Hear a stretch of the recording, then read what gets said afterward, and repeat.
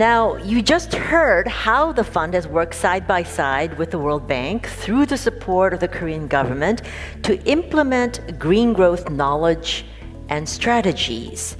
Various branches of the Korean government, as well as public and private organizations, have shared innovative knowledge sharing activities to ensure that the green growth path taken by Korea is a path not taken alone.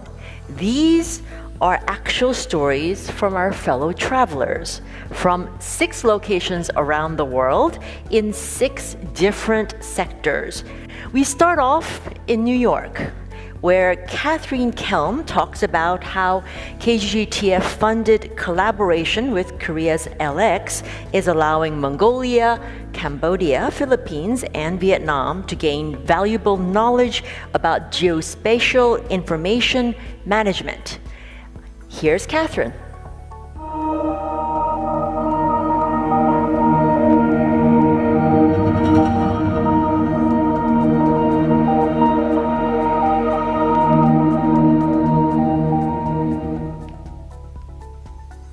Greetings and welcome to Korea Green Innovation Days. This is my second KGID event, and although we cannot meet in person, it is an honor to join you today as we showcase the World Bank and Government of Korea collaboration and impact our partnership has had with client countries, especially to set the foundations for green growth innovation and transformation.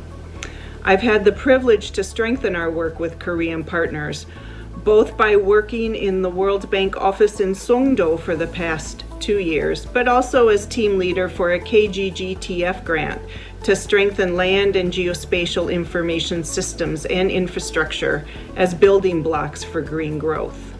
We just completed a 4-week knowledge exchange and webinar series with participants from 68 countries, and we included several case studies and examples from Korea. And why is the Korean experience so valuable? From my perspective, it's Korea's journey of development and success in such a short period of time, which is relatable and aspirational for many of our country clients. And just as one example, LX made a presentation on their digital twin pilot in Jeonju.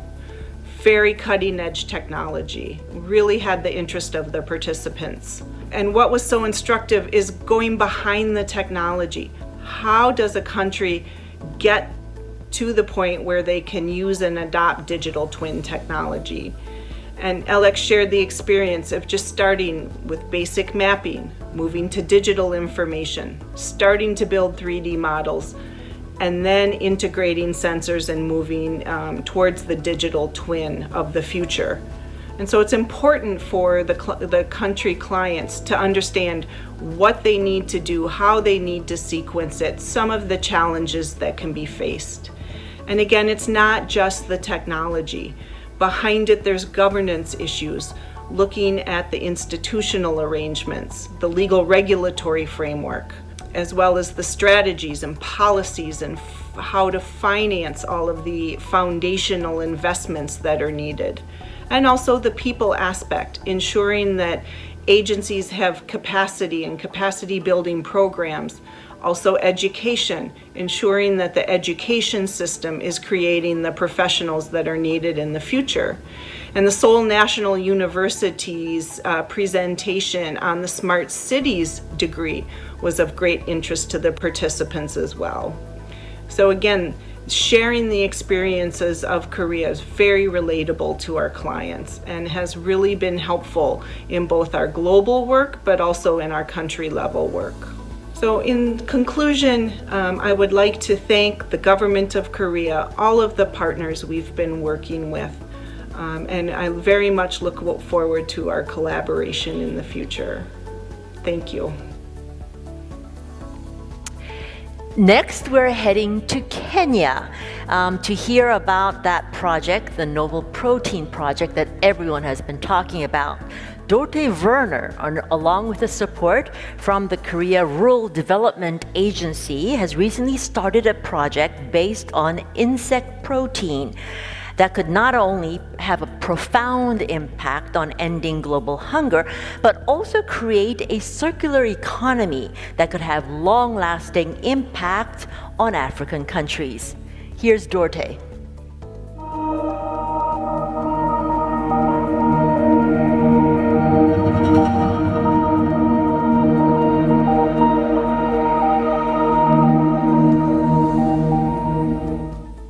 Hello everyone, today we are thrilled to have Dorte Vernay from the World Bank. She is the main architect.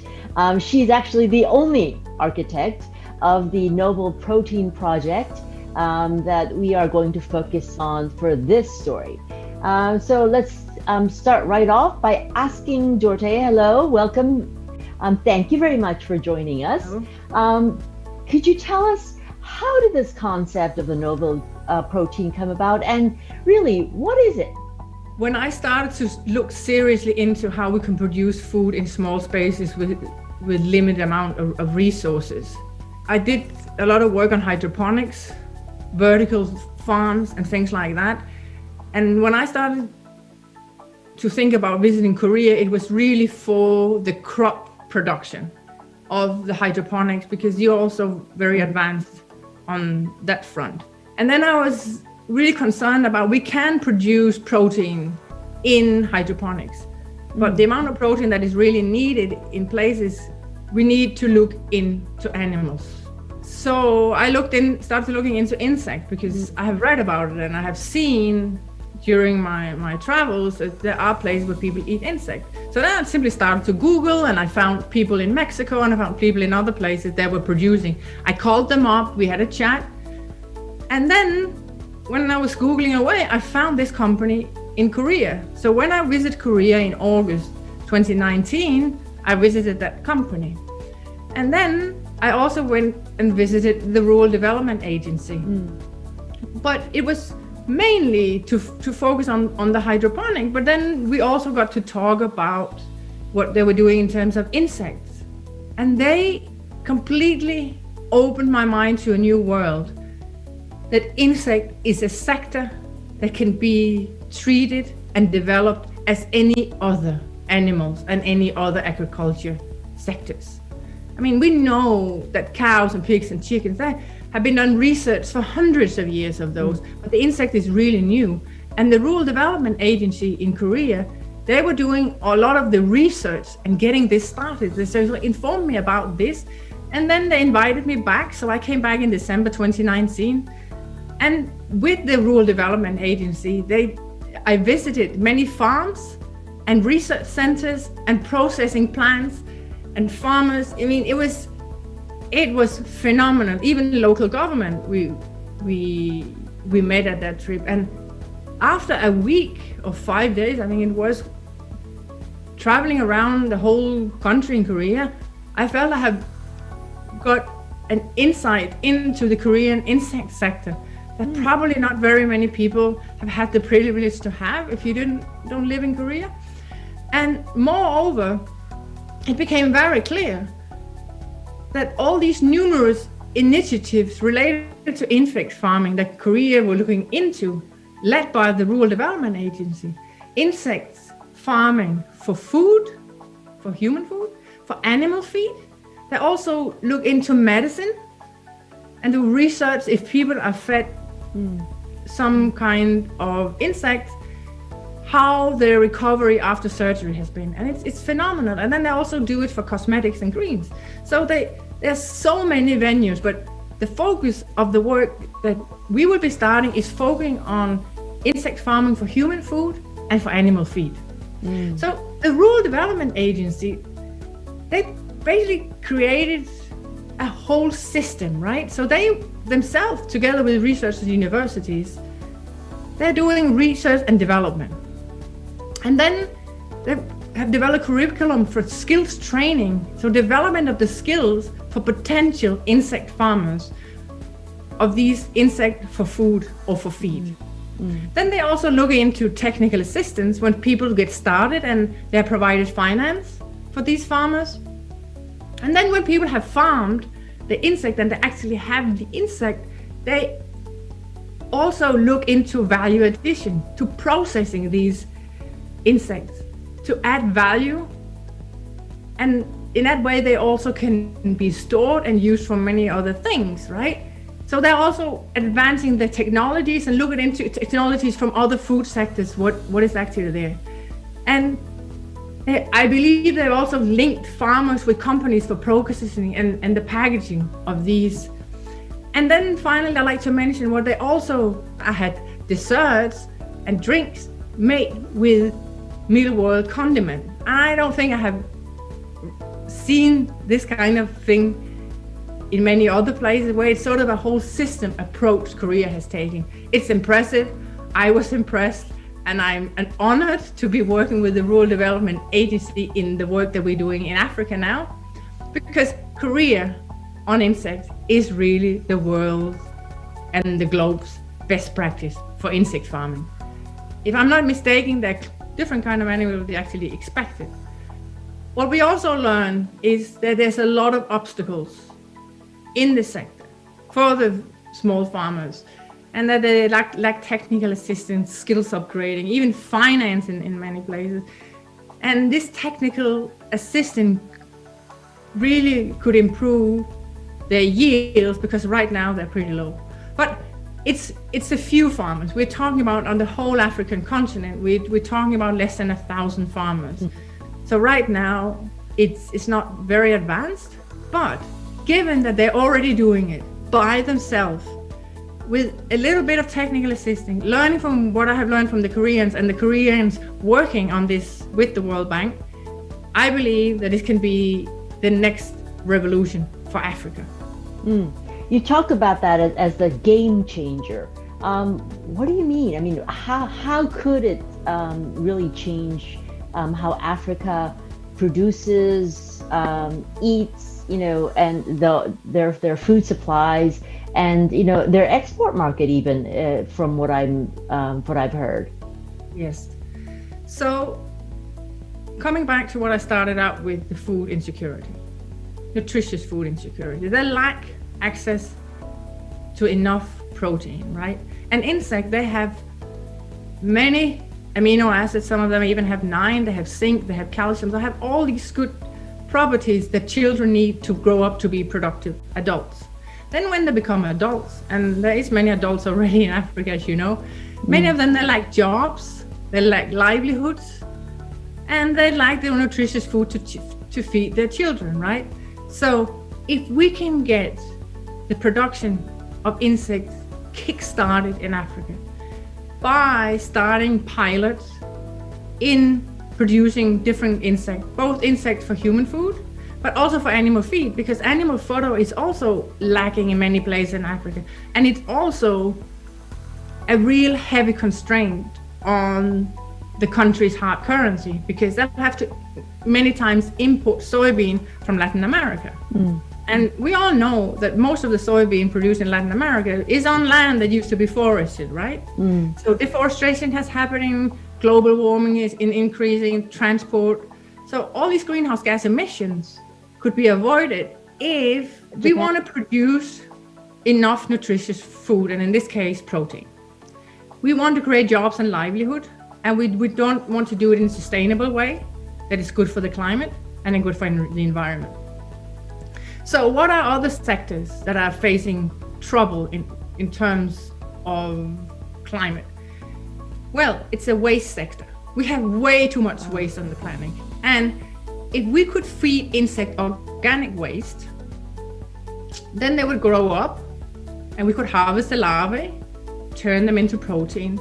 This protein can be fed to people, be processed to flour and other things, or it can be turned into animal feed and fed to the animal that people eat, like the chicken, pigs, etc. And then the organic waste from the insects, because the insect, there is a lot of insect manure, what is called frass. They produce so much frass, which is a biofertilizer, that can go into producing crops. So we can feed insects organic waste, that is brewery waste, agriculture waste, restaurant waste, all kind of good waste and the insect, they will consume that. So basically they will be consuming the CO2 that farmers would be usually have left with their crops. When they have harvested their maize, for example, the stalk will be lying in the field, maybe it'll get burnt, maybe it would just disappear on its own, but it would give away greenhouse gases. Instead, the insects are consuming it, so they're sort of consuming these greenhouse gases too. So it's more than a triple win. We get jobs, livelihoods, food. We do something that's good for the climate, and compared to any other animal that we raise, 1 kilo of protein from insect produce so few greenhouse gases compared to a kilo of beef, pork, or chicken. Then on top of that, it's good for the environment. And then, as I mentioned, it's good for the hard currency account. So the national account in countries, as they don't have to import the feed for the animals, and also they don't have to import synthetic fertilizer, because now they will have them from the insect farm. So it's more than a triple win, if you will. I can see so many positive ripple effects from this, from many sectors of the economy. Just one in terms of, I was thinking, you when you started talking about the insect farming, you talked about how women, this was, in the early years, many years back, this was something that women did. Is this, when you transplant it into Africa and then make this kind of circular economy, is there a sector in that which empowers women, which is always a much more vulnerable sector of the society than others? Yes, and because it's some food that can be produced in small space here next to the house, it's a very clear thing for women to get involved in. As a matter of fact, we have seen it in Korea, we have seen it in Thailand, I saw it in Mexico, I have seen it in other places, that women are really, really good at this. Also, we should also think of it as business, right?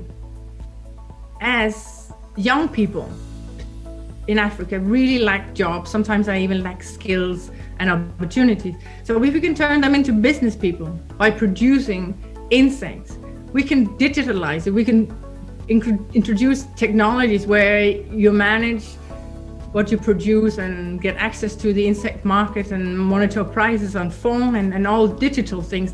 So that it is a new sector that has so many potential for women, for youth, and for the overall economy. How would this be impacting people's lives overall? People's lives overall start with everything from consuming good food, nutritious food. So people that start to produce insects, they can either eat the insects or they can sell them in the market or to companies and get an income. And in that way, they will be able to purchase nutritious food. That is one big impact. So it will create increased food security. It can increase jobs and job opportunities, and it can increase livelihoods. These are all important things for the people on the Africa continent today, and particularly right now in the middle of COVID, where we are seeing that people are increasing becoming food insecure in the poorer part of the countries, and in particular in the countries that are affected by conflict and violence. And when there's conflict and violence, many times it's difficult for people to move larger distances. So having a food production at home where you rapidly can produce something in a couple of weeks or a month, there's not many other animals you can produce in a couple of weeks or a month where you don't need a lot of feed. So that's another of the advantage of the insect farming for the poor and the vulnerable and people in poorer countries that are affected by conflict. even our conversation has certainly changed my view of insects overall. So thank you very much, and I'm hoping that it will not only be me, but in the next few years, when people think insect farming, it will conjure up an entirely new kind of reaction than it does today. So on that note, thank you very much, and wish you the best of luck in your grant and your project. Thank you very much. And I would very much like to thank the Rural Development Agency for all the fantastic work they're doing, and the government of Korea for being a big part of this, and thank them for supporting our work. Yeah. And hope you're able to visit Korean insect farms soon, very soon. I can't wait. Now, let's go to Turkey and Sinem Demir. The collaboration between the Turkish and the Korean government, supported by the Korean Energy Agency, has had substantial impact on the way Turkey is structuring eco-industrial frameworks, how each components work together to create its own circular economy. This project's concrete outcomes is powering ripple effects into even other countries. Here's Sinem.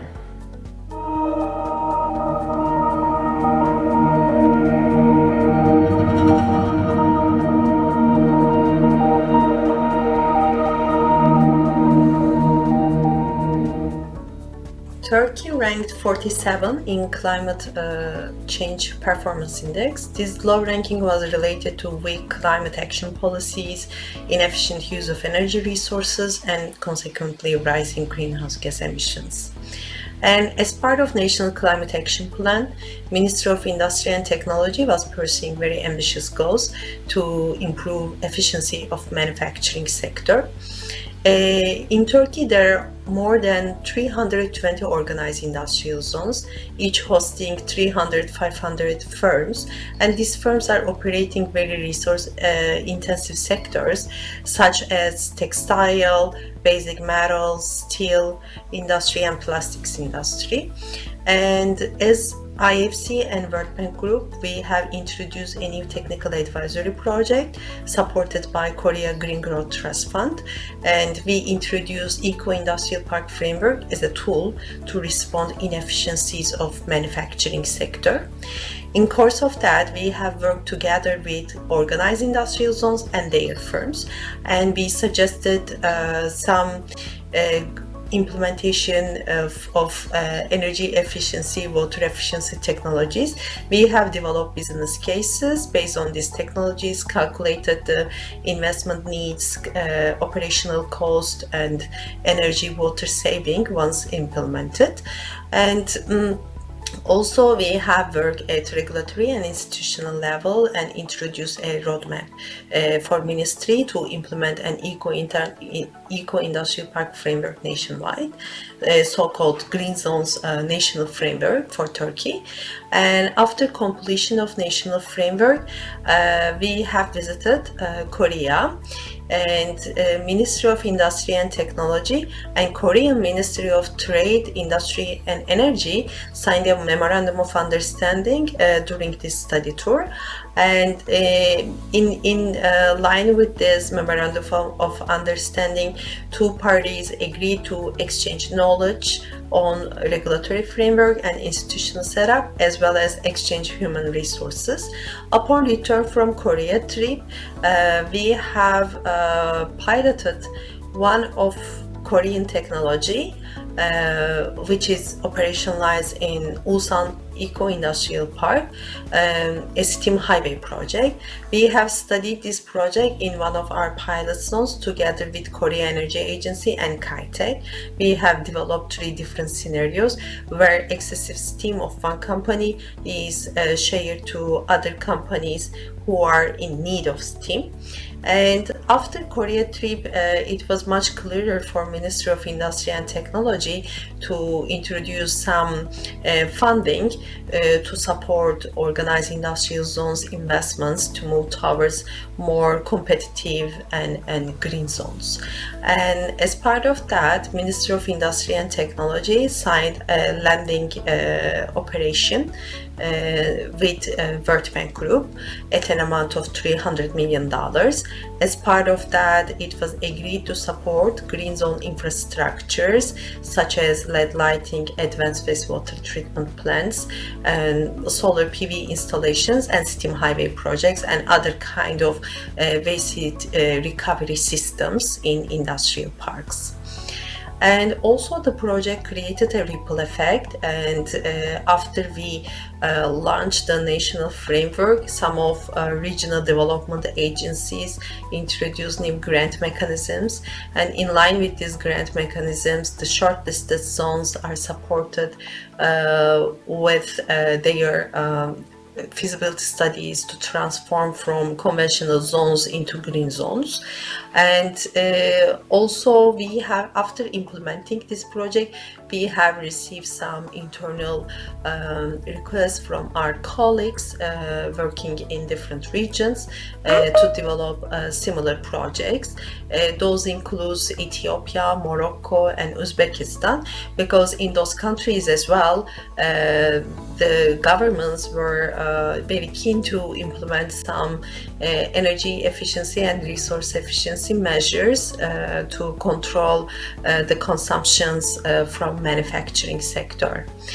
And our project has also went beyond our initial set targets, and we have achieved, since 2019, we have saved 100,000 megawatt hour of energy and more than 50,000 tons of greenhouse gas emissions. Turkey project is the first project we have tailored international eco-industrial park framework nationally. And in 2017, UNIDO, GIZ, and World Bank Group has brought a common understanding on what is an eco-industrial park and what an eco-industrial park constitutes of. And in line with this international EIP framework, we have developed tailored target values for each eco-industrial park indicator. And we have also introduced a certification system for green zones, and the ministry is willing to operationalize this certification system under the lending program, where the lending agreement was signed in February 2021. And now, in the scenic mountainous regions of India, Pakistan, and Nepal, solid waste management becomes a critical issue to the green growth of the cities and the people of the region. Through the cooperation of Korea Environment Corporation and Sudeokwan Landfill Site Management Corporation, innovative technologies are being implemented to keep the region prosperous and eco-friendly. Now here's my conversation with Rahat Jabin from Pakistan and Piyush Dogna from India. Here they are.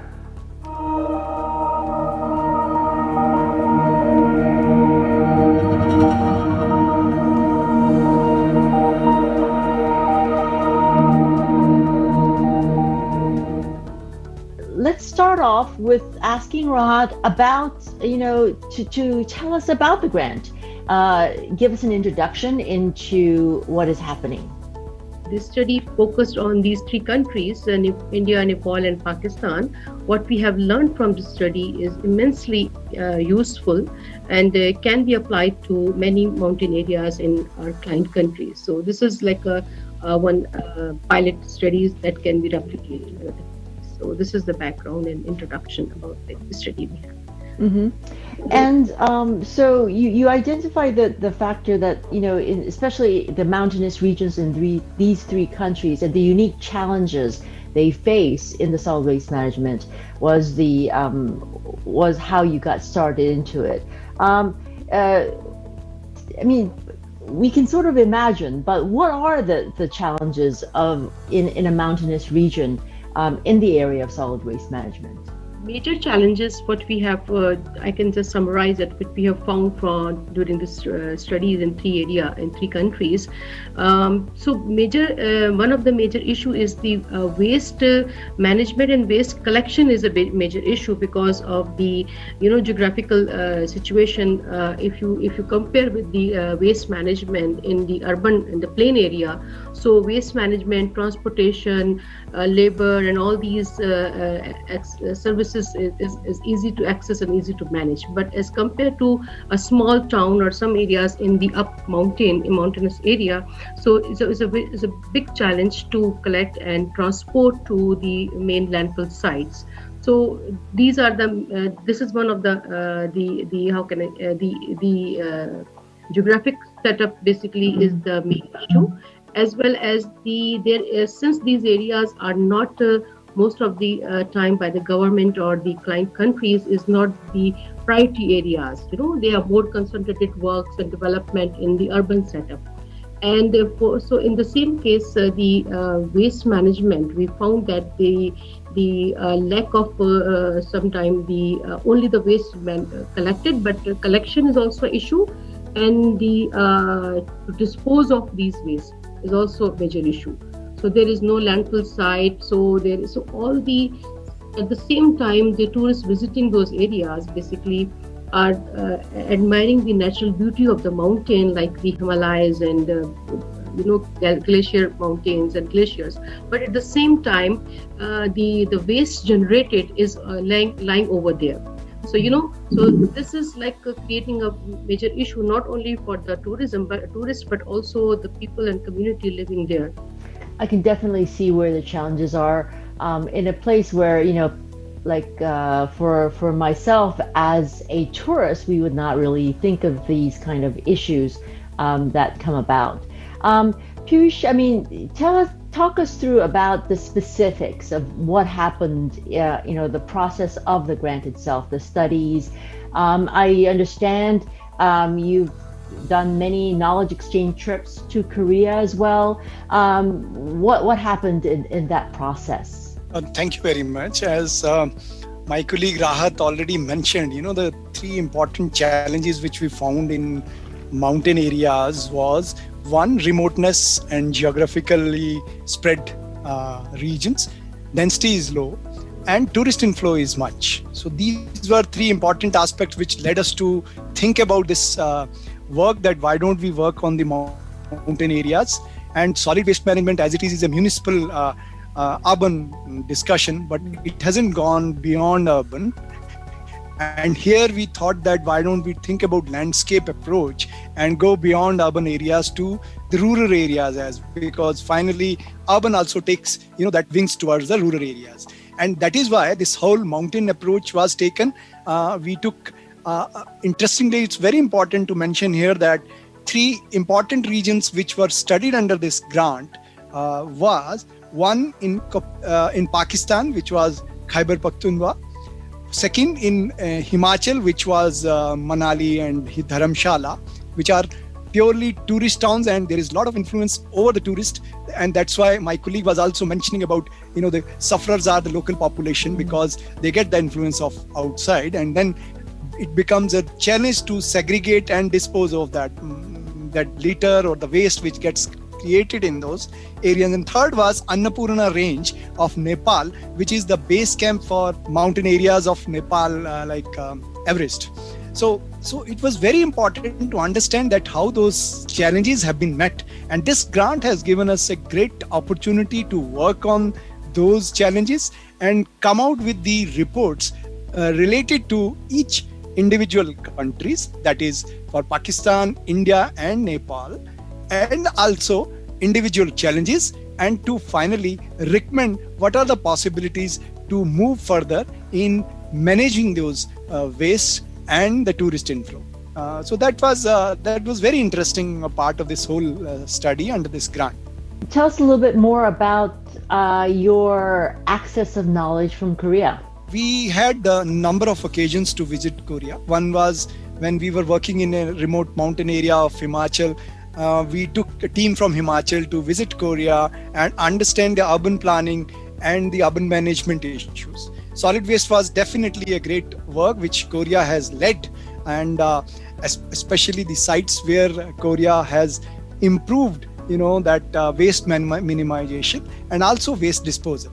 And the new volumetric tariff and volumetric way of using disposal, taking segregation from the home, then reducing that whole waste into reuse, and then important example is that site which was designed for 2032 was to be covered in 2020 itself, but couldn't able to complete that 2022 target because you started working on the reuse and reutilization of waste segregation, and because of that there was enough area in this site which was available even for the disposal. So that were few great examples which we saw in Korea, and that is why we thought that we should work on this area, bring all three countries together as a region, South Asian region, Nepal, Pakistan and Bangladesh, and take them along to visit Korea and see how Korea has managed solid waste management. Not only segregation part, but also disposal and reuse, the 3 R's, reuse, technologies in this. So that was a great example, and that's why we were impressed with Korea's work on the greening Korean towns and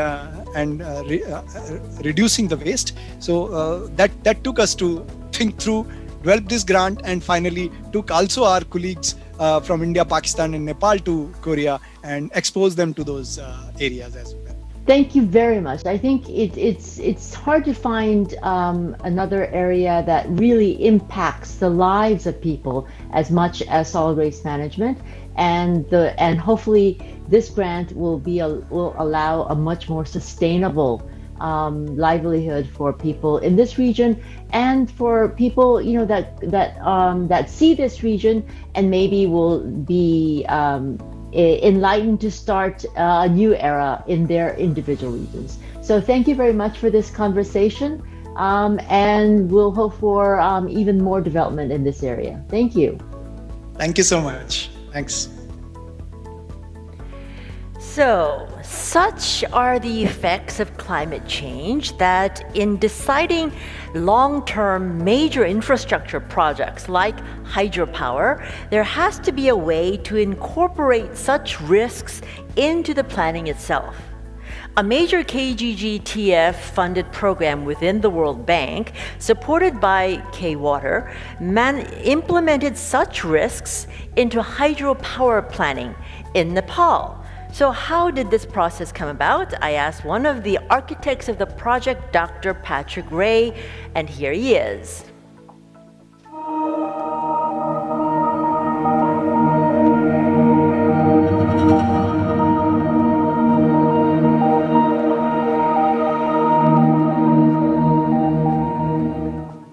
Two guests today will be able to illustrate and show you how wonderful this process is. We'll start with Dr. Patrick Ray. I just wanted to sort of start off by asking you about really how did the climate change risk management process at the World Bank come about? A meeting that occurred in 2008 in which these climate variability questions were really seriously discussed for the first time. The World Bank, of course, you can imagine, is great at taking into account risks. They take into account risks of all kinds all the time, socioeconomic risks and political risks and natural hazards and all these things. And so they just finally realized in 2008 that they might really seriously have to start taking into account a new kind of risk, which is the risk that the climate could change. And so in those 2 or 3 years, after 2008, there were lots of meetings with wonderful high-level thinkers that thought together, that met together and thought together about how they could best take into account climate change.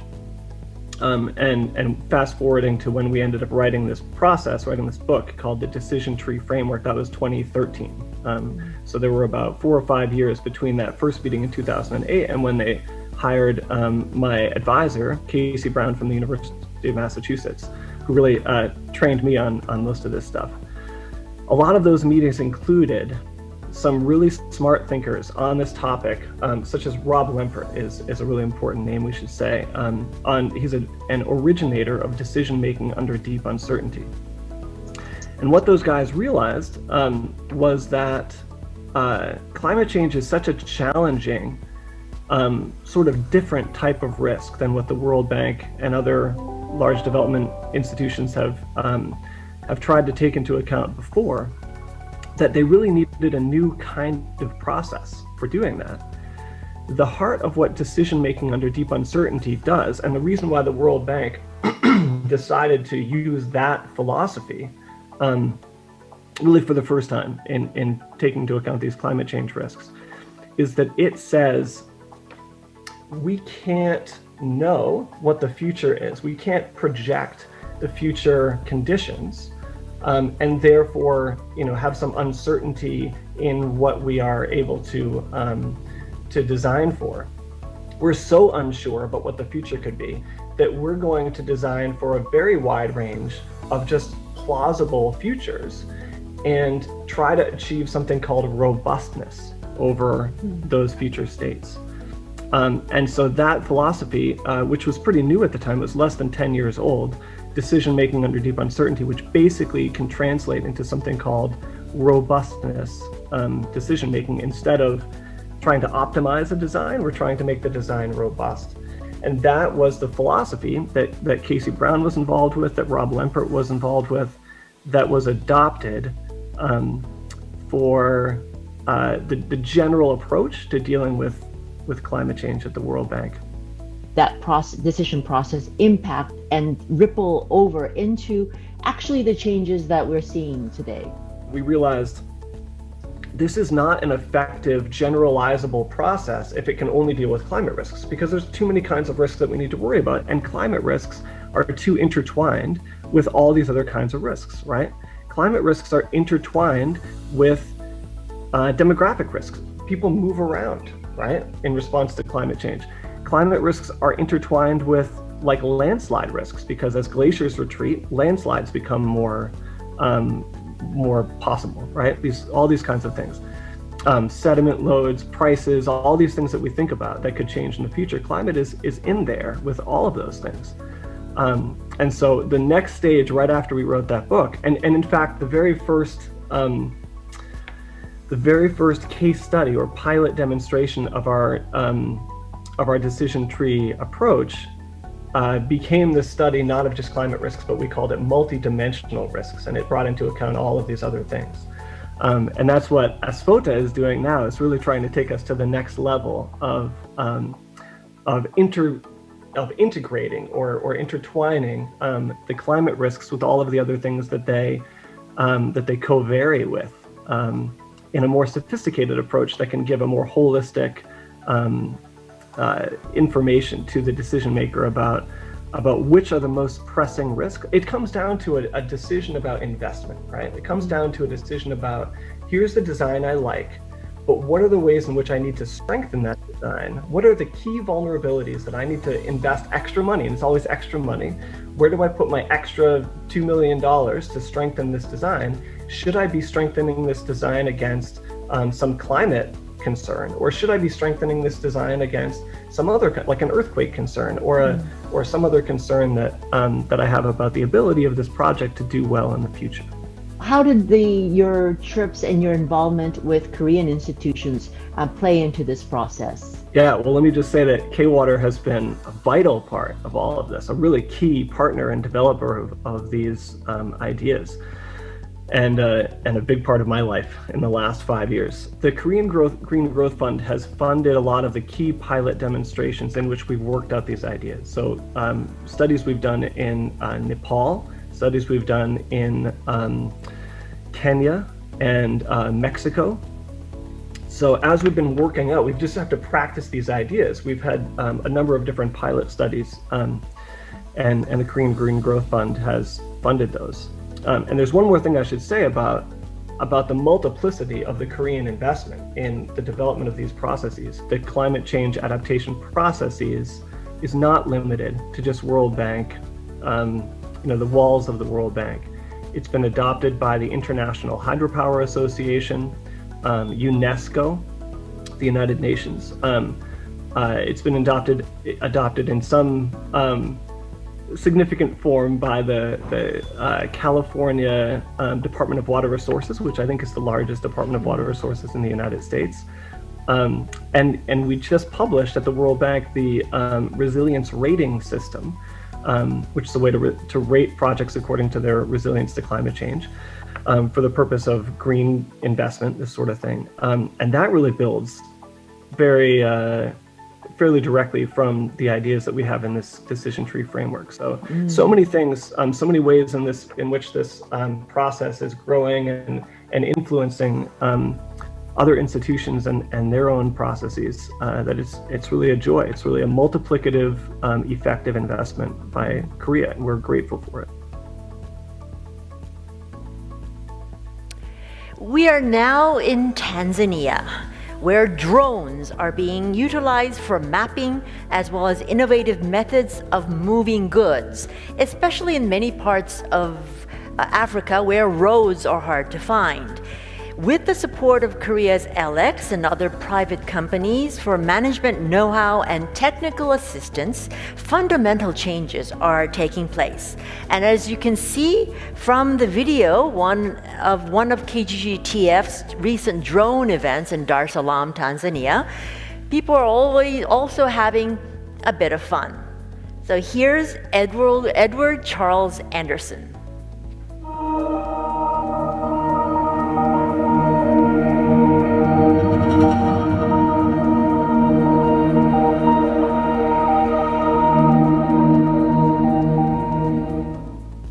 Hello, I'm Edward Anderson. I'm a Senior Disaster Risk Management and Technology Specialist for the World Bank in Dar es Salaam, Tanzania. I work a lot with drone technologies, but why drones for Africa? Well, much like mobile phones a decade ago, drone technologies are seen as a leapfrogging opportunity that can help governments and economies accelerate progress on key bottlenecks. In Africa, largely speaking, we see mapping and mobility as two opportunities that drones can really help. The continent as a whole has a scarcity of up-to-date, local-scale maps, especially digital maps.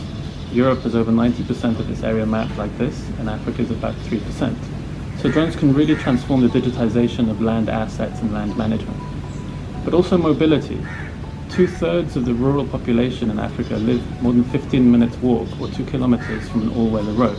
And in the rainy season, this can be really a problem. So the cost of moving goods around and reaching rural assets in hard-to-reach communities is extremely high.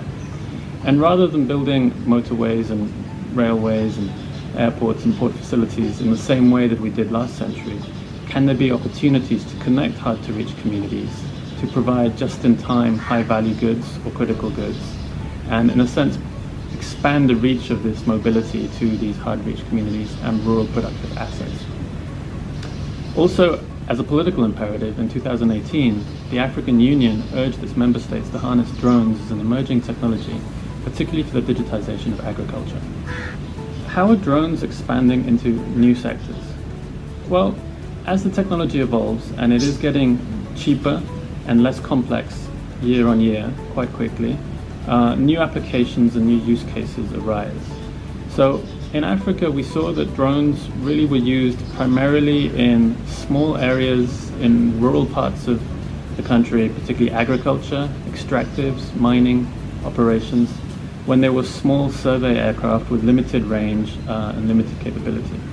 But as we get into beyond visual line of sight flying, where the drone can really fly for a much longer endurance and cover much wider areas, we see that agricultural applications can also expand to be land administration, actually demarcating farms, buildings for the purpose of giving titles and land management. We've seen also use cases in disaster risk management in urban areas, mapping and surveying rivers, looking for damage after an event like a cyclone, because they're very ready to deploy compared to conventional manned survey, and they can fly under the cloud when you have adverse weather. So they have advantages compared to satellite and manned aerial systems in terms of readiness and usability. We've also seen on the cargo side, particularly Rwanda, which has pioneered the use of drones for emergency blood delivery, and now Ghana, that this health supply chain is expanding the commodities, starting with blood, but now high priority medicines, personal protective equipment, soon to be vaccines. So we see many of the use cases within the health supply chain, and I'm sure this will soon expand to be other e-commerce applications, spare parts, and other critical goods in post for national delivery. So what is Korea's experience, and what are the ideas in the regulations, the policies, and the technology from Korea able to bring to African countries? Well, from what we've observed, in Africa we have many innovative and frontier application domains, but there's quite often a difficulty to coordinate the scale-up and integration within the regulatory frameworks of countries. So this space between national strategy, policy, and regulations is quite an interesting dialogue. It's a very important one. And what we find is the Korea experience is extremely illuminating for African countries because it's one that is set by industrial policy. The drone rationale in Korea has jobs, industrialization, competitiveness targets to it. It's very much a future we want to see and then work backwards to guide the regulatory framework to help us get there in a manner that is safe and secure. And that aspect is also very important because some of the early stakeholders that we need to consult with is military and civil aviation, and their first concern is how do we manage this technology? And to learn from a country like South Korea, which geophysically and with its proximity to North Korea has a number of security concerns, and yet they're able to build a drone economy and they're able to advance this technology, I think gives a lot of example and inspiration to African countries. On the technology front, of course, Korean firms are at the cutting edge, and we've looked both at the drones and drone services and drone components. So we are quite excited about a Yukon Systems mapping drone called the Remo, which is actually designed for longer range applications in rural areas with an airbag landing method that is actually quite unique. And this has been used widely in different African countries already, especially in Ethiopia, Tanzania, Zanzibar, Uganda, I believe. So a company called Hoyoung Solutions has been integrating the drone data acquisition with broader geospatial services for land administration and spatial data infrastructure for cities. And this is a core competence of Korean firms for a long time now, and we've partnered also with Korea LX and the Appraisal Board of Korea to integrate drone imagery into the building registration and own source revenue tax collection methods of countries, particularly in Zanzibar. And then finally on the technologies, what we've seen there's quite a lot of demand for is how to extend the range of drones for much larger areas. And here the fuel cell technology is quite interesting, and Doosan Mobility is a firm that has pioneered fuel cells specifically for drone use as a power plant to expand the range of multi-copter drones in agriculture.